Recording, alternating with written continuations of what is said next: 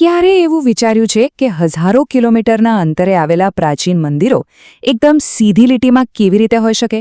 ચાલો આજે આપણે 79 ડિગ્રીના આ અદ્ભુત રહસ્યને જરા નજીકથી સમજીએ. આ સવાલ ખરેખર મગજને ચકરાવે ચડાવી દે એવો છે નહીં? આજ તો એક કોયડો છે જેણે કેટલાય લોકોને વિચારતા કરી દીધા છે. તો પછી આ દાવાની પાછળના પુરાવા શું છે? આખરે આ રહસ્યમય રેખા છે ક્યાં અને કયા મંદિરોને જોડે છે? ચાલો જોઈએ.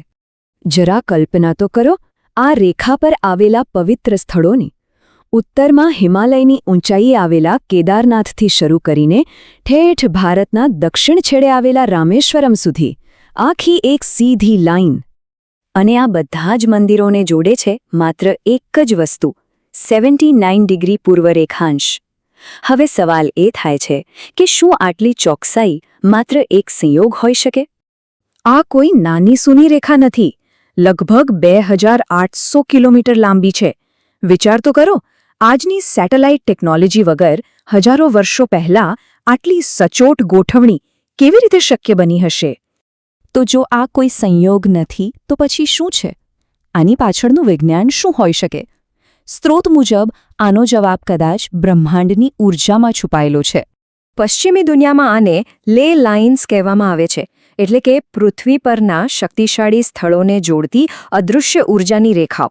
પણ રસપ્રદ વાત એ છે કે પ્રાચીન ભારતમાં તો આનાથી પણ આગળનું જ્ઞાન હતું, જેમ કે નાડીમંડળ કે વાસ્તુચક્ર, જે પૃથ્વીની આ બ્રહ્માંડીય ઊર્જાના પ્રવાહને સમજાવતી એક આખી સિસ્ટમ હતી.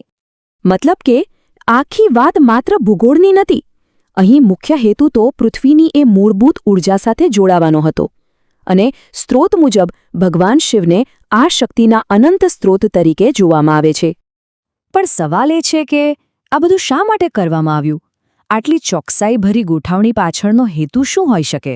સ્ત્રોત આને સમજાવવા માટે એક ખૂબ જ સચોટ શબ્દ વાપરે છે, એક વિશાળ આધ્યાત્મિક એન્ટેના. વિચાર તો કરો, એક એન્ટેના જેવું. અને આ એન્ટેનાનું કામ શું હતું? વેલ, એના બે મુખ્ય કામ હતા. પહેલું, આખા વિસ્તારના આધ્યાત્મિક સ્પંદનોને એક લયમાં લાવવા, અને બીજું, પૃથ્વીના ચુંબકીય કેન્દ્રોને સંતુલિત કરવા. આ કોન્સેપ્ટ સમજવા માટે 4 ધામનું ઉદાહરણ લઈ શકાય.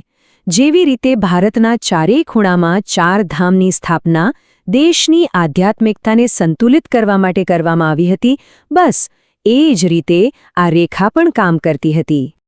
પણ શું આ બધું સાબિત કરવા માટે માત્ર આ એક રેખા જ પૂરતી છે? સ્ત્રોત મુજબ આ કોઈ એકલ-દોકલ ચમત્કાર નથી. આ તો એક મોટી અને રહસ્યમય પેટર્નનો માત્ર એક ભાગ છે. આપણે કેદારનાથનું જ ઉદાહરણ લઈએ. 2013ના ભયંકર પૂરમાં ભીમશિલા નામનો એક વિશાળ પથ્થર ક્યાંકથી આવીને મંદિરની બરાબર પાછળ ગોઠવાઈ ગયો અને મંદિરને બચાવી લીધું. અને અખંડ જ્યોતિ વિશે શું કહેવું, જે બરફથી ઢંકાયેલા બંધ મંદિરમાં ઓક્સિજન કે કોઈ દેખરેખ વગર પૂરા 6 મહિના સુધી સળગતી રહે છે. આ ઘટનાઓ ચોક્કસપણે એવું સૂચવે છે કે અહીં વાત માત્ર સંયોગની નથી.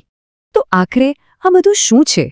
શું આ શિવરેખા માત્ર એક ભૌગોલિક સંયોગ છે, કે પછી આ પ્રાચીન દૈવી વિજ્ઞાનની એક એવી પરાકાષ્ઠા છે જ્યાં ભૂગોળ અને શ્રદ્ધા એકબીજામાં ઓગળી જાય છે?